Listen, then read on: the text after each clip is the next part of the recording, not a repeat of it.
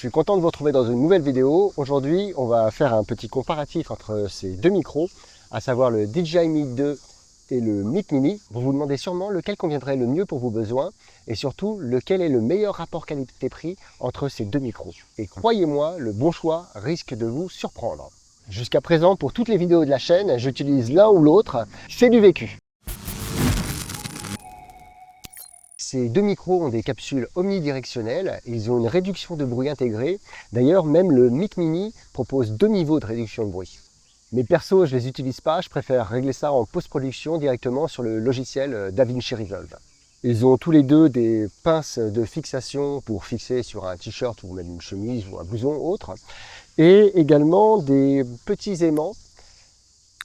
Et chose amusante, l'aimant du Mic Mini, qui pourtant est beaucoup plus léger que le Mic 2, est un petit peu plus puissant. Ils ont tous les deux un filtre passe-bas et ils ont tous les deux la capacité de se connecter directement sur le récepteur intégré de la DJI Pocket 3 ainsi que l'Action 5 Pro.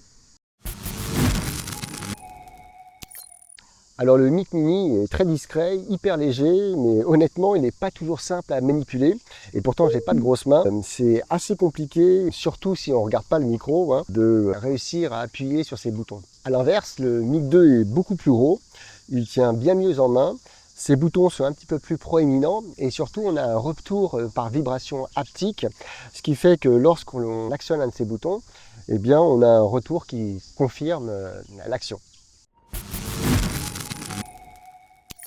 Au niveau de l'autonomie, le Mic 2, on a environ 6 heures d'autonomie, contre un petit peu plus d'11 heures pour le Mic Mini. Alors là, sur ce point, il est clair que le Mic Mini l'emporte largement. Le Mic 2 a une distance d'environ 250 mètres, contre 400 mètres pour le Mic Mini.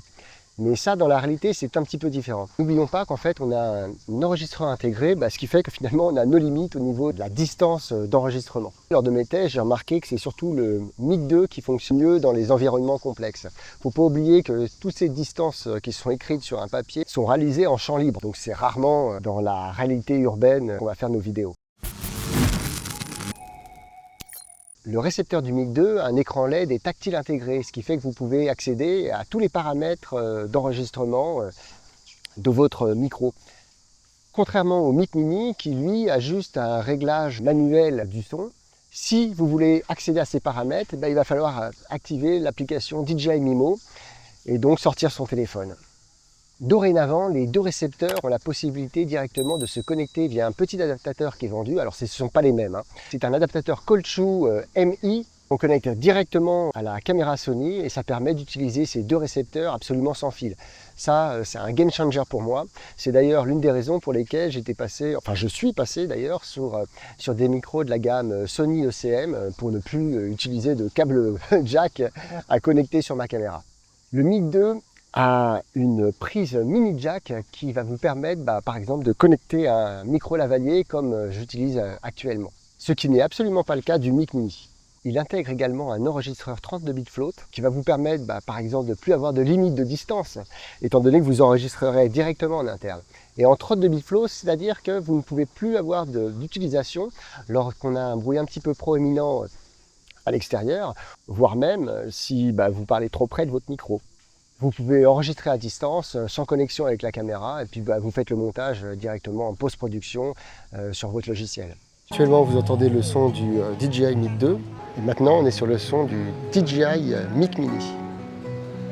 Est-ce que vous entendez la différence ?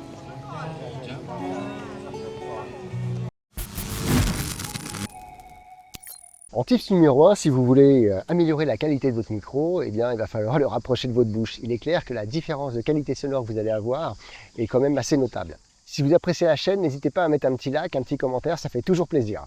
Tips numéro 2, si vous avez une caméra d'action et une perche à selfie, sachez qu'il est tout à fait possible de les connecter entre eux. Et à ce moment-là, ça va vous faire un micro de type présentateur.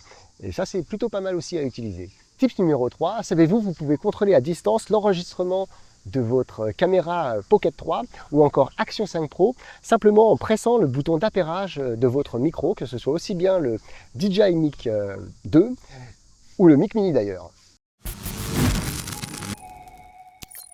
Alors, lequel de ces micros est fait pour vous? Si vous avez besoin que d'un seul micro, un simple émetteur, j'aurais tendance à vous orienter sur le DJI Mic 2.